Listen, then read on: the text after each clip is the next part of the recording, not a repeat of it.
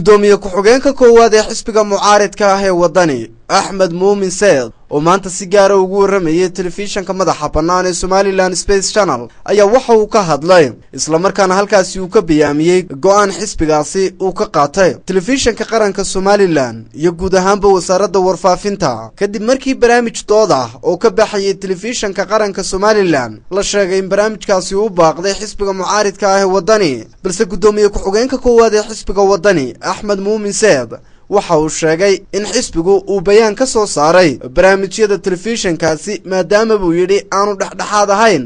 isagoo arrimahaasi ka hadlayana waxa uu yiri TV-gaas ma aragna inuu TV qaran uu yahay way TV-ga qaranku waa inuu dhexdhexaad noqdaa waa inay xisbiyada mucaaradka barnaamijyadooda ka baxaan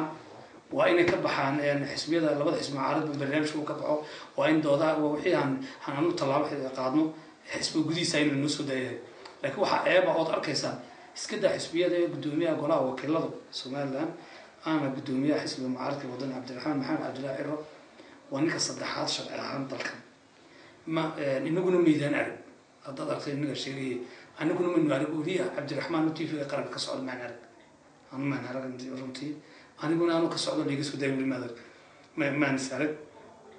runtii maadaama hantida qaranka lagu isticmaalayo maadaama uu saddex xisbi qaran dhaxwahay maadaama aanu muxuu ahaayay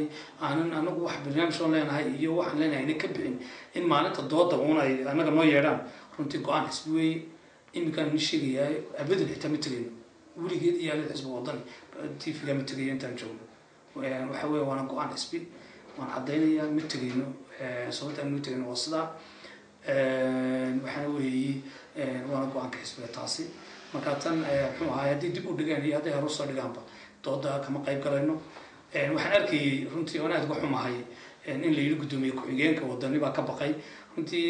waa beenimada dooda nala geliyay hore baan dood u warkarnay haddii ay doonayaan inaan doodno TV-yada madaxa bannaaneed ninku kow ka tihiin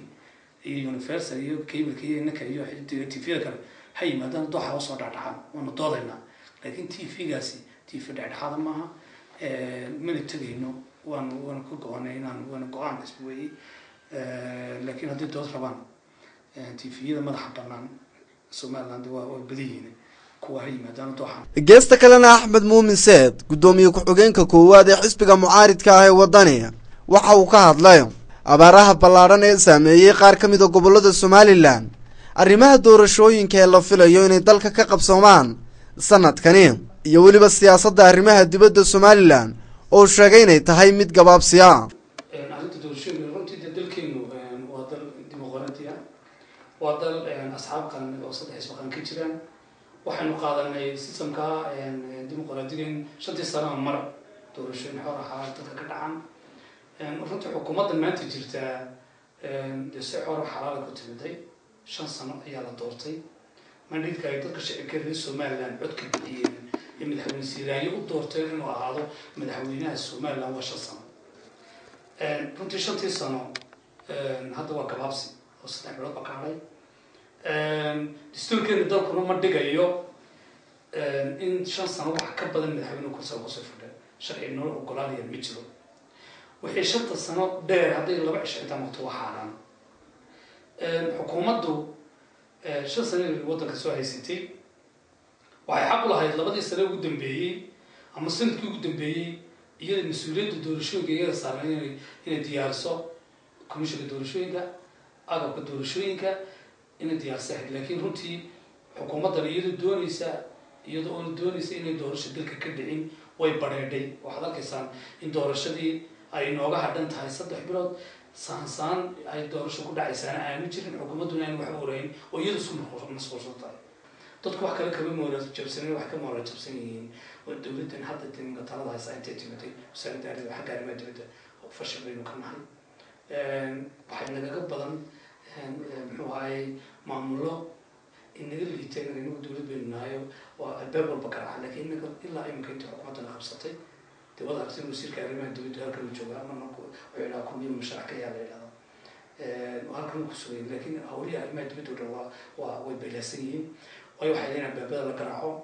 waxay leeyihiin mudaharaad la soo celiyo waxay qadiyada Somaliland iyo gool isku taagay aan marnaba gool u tagalin isku soo wada duub oo hadalkan ka soo yeedhay gudoomiye ku-xigeenka koowaad ee xisbiga mucaaridka ah ee wadani Axmed Muumin Seed ayaa ku soo beegmaya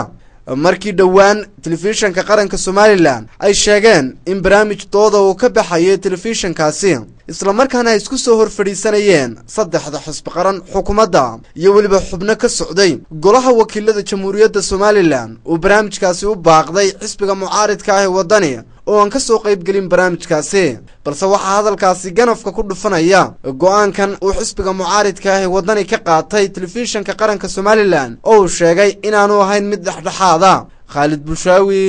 Somaliland Space Channel Hargeysa